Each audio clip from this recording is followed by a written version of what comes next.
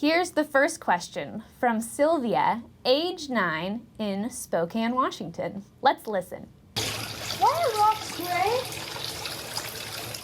You know, I've observed that rocks are gray a lot of the time, and they come in lots of different colors. Why exactly are some of them gray?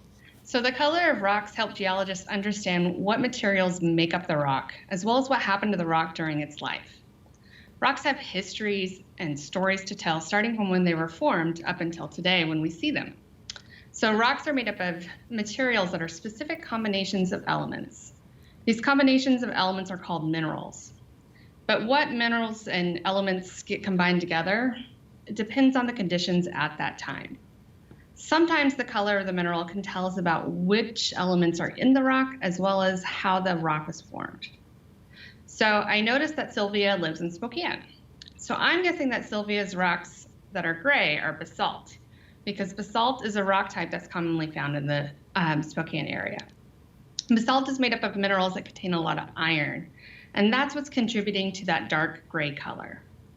Basalt is formed when certain rocks inside the earth melt and then are erupted at the surface. So when you see a bunch of basalt around Spokane, that's telling you at one point in time that was all lava. Rocks can be other colors too, like Dr. Universe pointed out, depending on their minerals. So I've got a couple to share. I've got a pink rock here, this is granite, and then a green rock here, which is pyrrhotite. And those are two of my favorite colors, green and pink.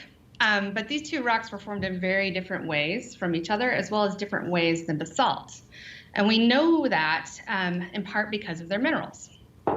So rocks can also change colors after the formation, depending on what happens to them. So for example, pieces of basalt sometimes can look red on the surface. And this red color happens when the iron in the basalt is exposed to the oxygen in the atmosphere. So that part of the basalt essentially rusted. But if you broke open that piece of basalt with the rusty surface, you'll see that it's still gray on the inside because that part of the rock wasn't exposed to the atmosphere.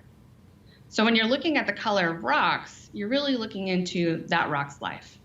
That's amazing. Thank you so much for telling us about all the different kinds of colors that rocks can be.